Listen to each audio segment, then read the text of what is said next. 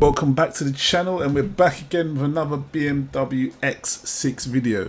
Today we're going to be doing the rear brake pads on it, so just bear with me and let's do this. So the first thing we've got to do obviously is remove the wheel so we can get access to the brake caliper, the pads, the disc and all the rest of it. Remember, safety is first. Make sure you get your axle stands under there and it's supported, and you can work on it in a safe, secure way. Get yourself one of them impact wrenches, them DeWalt ones. Brilliant. That wheel was massive.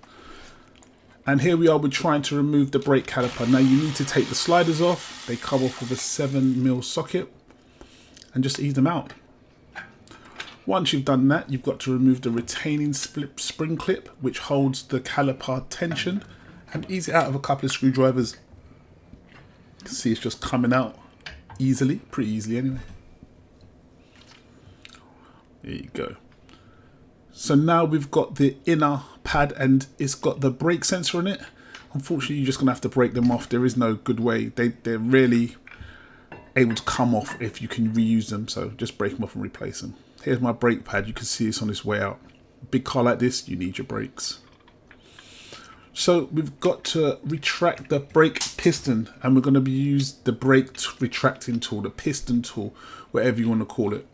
Now some people can do this with some grips, but you know, this little tool is really handy, and it just saves you a bit of hassle. You need to get the knack of how to use it, but once you get the knack of how to use it, it's pretty helpful really. You just take your time and squeeze it in, making sure you're not pinching that rubber boot on the piston itself. Once the in job's good. Look at that.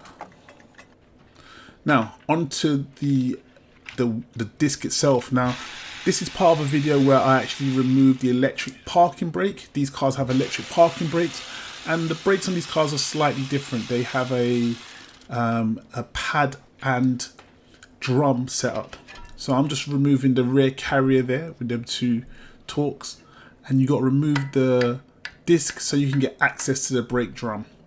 So I'm just giving you a little insight into this. I could have bypassed this, but I thought it's good to show. See how I removed it there, screwdriver and a vent and a little knock. And this is the internal drum system itself. You can see it's all in there. And this is how this works inside here. Now, like I said before, this is part of a bigger video where I've got the electric parking brake, which I actually remove. And I go through this whole sequence. So if you want to see that video, let me know. That's the electric parking brake. Bit of a hassle to take out, but all good. So we're back to replacing the brake pads, and this is the time where you should compare your new with your old to make sure you have the right parts. Look it all around, because you don't want a fitment issue. Now a bit of due diligence is cleaning up your sliders, the brake pin sliders, and I just do it with a wire brush and a DeWalt. Now previously I used to kind of grease these and put a little bit of anti-seize on it, but I just find it a bit messy, and I think there is a potential that you could trap dirt in there. So here's the new brake pad with the new brake sensor. Make sure to clip that in. Make sure it's sitting in nice and right. You know, best as you can. Sometimes these parts don't fit the best, so you know, use a bit of common sense. Now that goes through the center of the back of the caliper itself, and then you pin that into the piston side, the one with the claw, the brake pad with the claw. They are sided. You put that in the piston side.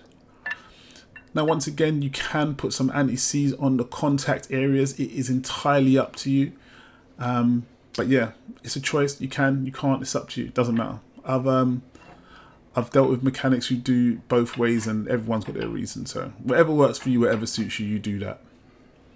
So we're just whacking the brake caliper back on using the slider pins. Now this is an important note. Make sure to hand tighten these first. Do not do them with a ratchet tool or anything else. Make sure to hand tighten them first. There you go. Once you've got a few threads in, just tighten it up. Here I used the Allen key with just a 10mm ratchet, and that worked just as well as the socket. Hitting that spring clip back in, clip that, make sure it's all seated correctly. Make sure it gives it the tension. And we're just going to remove the sensor wire, which runs a little bit around the houses. So it runs up the arm of the wheel and around and underneath the wheel well. So you can just see me just taking it out slowly. These couple of retaining clips Just undo them. Can be a bit finicky, can be a bit brittle. Some of them might be broken, you know, someone else might have handled them, but I just feel like if you could do it to the best of your ability, you know, hopefully the car will look after you and you won't have no problems because you didn't do something you should have done. So under here is where the actual connector of the brake sensor is homed or housed. I just had to remove another one here, just to give me a bit more access so I can get my hand up in there. You don't have to take it completely off. You can just pull it and get enough space just to pull the whole connector down. Here it is, all protected, nice and dry. Just ease it up. There you go, that's the old one. Installed in the new one is the exact reversal. So it's a bit difficult to film, so I didn't push too much of that. But just make sure you run it the same way it came back and clip down all the clips that you're meant to clip down and put everything back the way it came apart. Nothing's difficult, it's just nice to know the sequence. Good for you to learn off my mistakes, so it's easier for you. There's me just doing more due diligence, making sure it's all clipped up. And it's all good. Put the wheel back on. Like I said, this wheel's massive. So I sat down on the floor and used my legs to lift it up a little bit. They're huge, those wheels. Super heavy. And I'm not a small guy either. D-wall impact to work. Bang. And that's it. You're done. Drop that jack nice and safely. And do your thing. Guys, I hope you like the videos. If you want to see more videos like this, let me know in the comments section. Don't forget to comment, like, and subscribe. See you in the next one, guys. Thank you.